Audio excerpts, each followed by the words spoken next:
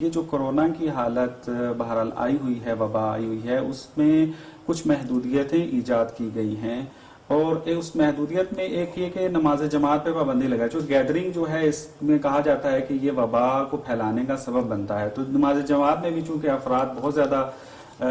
جمع ہوتے ہیں تو نماز جماعت سے روکا گیا ہے۔ اور اگر ڈاکٹری اعتبار سے دیکھیں، وہ کہتے ہیں نماز جماعت اگر کرنی ہے تو 6 فٹ کا فاصلہ دیں آ کر، تو آیا نماز جماعت کریں اور 6 فٹ کا فاصلہ دیں یا جماعت ہی نہ کریں، اس بارے میں فقہی اعتبار سے کیا فرماتے ہیں؟ جی، اعوذ باللہ من الشیطان الرجیم، بسم اللہ الرحمن الرحیم۔ اتفاق سے بھی پچھلی گفتگو جو سائنس کے حوالے سے چل رہی تھی، یہاں پر ہمیں معلوم ہوتا ہے کہ نہ صرف ہمارے علماء کرام سائنٹیفک اوپینین کو اہمیت دیتے ہیں بلکہ اس کو ایکسیپٹ بھی کرتے ہیں، اور کافی موارد میں آپ کو یہ نظر آئے گا کہ اگر وہ ماہر ہیں اپنی فیلڈ کے اندر اور وہ کوئی رائے دیتے ہیں تو ہم اس کو ایکسیپٹ کرتے ہیں۔ اس کے اندر دو ہمارے سامنے چیزیں سامنے آتی ہیں۔ ایک یہ کہ انسان کی جان کو خطرہ ہے اور وہ ایسے مہلک مرض میں مبتلا ہو سکتا ہے کہ جس کی وجہ سے وہ یا تو ایک طولانی مرض میں مبتلا ہو جائے گا یا وہ اس دنیا سے رخصت ہو جائے گا، اور دوسری طرف جماعت ہے جو ایک خود مستحب عمل ہے، اور ہمیں پتہ ہے مستحب عمل جب ہم انجام دیتے ہیں تو اس کا ثواب بڑھ جاتا ہے، لیکن وہ کمپلسری نہیں ہوتی۔ یعنی اگر ڈیو ٹو اینی ریزن کوئی ایسی سچویشن آ جائے تو ہم اس کو چھوڑ سکتے ہیں۔ اب جب دو چیزیں ہمارے سامنے آئیں تو ہم اگر اپنی عقل سے بھی ذرا جائزہ لیں تو آپ کے خیال میں ایک سمپل اوپینین، حالانکہ دین میں ہماری عقلی اوپینین کوئی اہمیت نہیں رکھتا، لیکن ہم ویسے بات کرنے کے حوالے سے کہہ رہے ہیں، تو ہم جان بچائیں گے یا مستحب عمل کو انجام دیں گے؟ تو ظاہر بات ہے۔ اور جب مراجع اعظام سے فتویٰ طلب کیا گیا تو جو احکامات پہلے سے موجود ہیں، یہ ایسے احکامات نہیں ہیں جس کی کوئی بیس نہ ہو، احادیث نہ ہو یا کوئی روایات نہ ہو،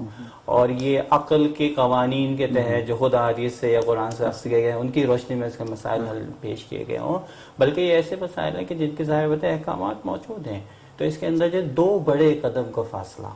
کہا مراجع نے، جو تقریباً 4 فٹ 3.5 فٹ سم تھنگ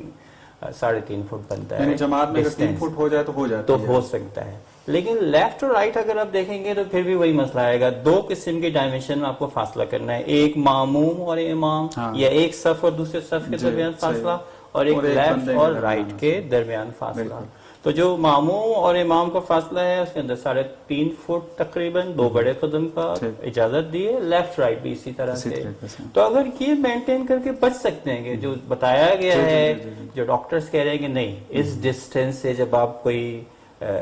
چھینک آئے گی آپ کو یا کوئی ایسی سچویشن ہوگی یا آپ کی خود بریتھ سے یہ چیز ٹرانسفر ہو سکتی ہے، 3 فٹ میں پہنچ سکتا ہے وہ وائرس جو پہنچ سکتا ہے۔ تو نتیجہ کیا نکلے گا؟ نتیجہ ڈاکٹر 6 فٹ کہہ رہے ہیں تو جماعت ہم یعنی اگر کنفرم ہو جائے کہ یہ 6 فٹ کا ڈسٹینس ضروری ہے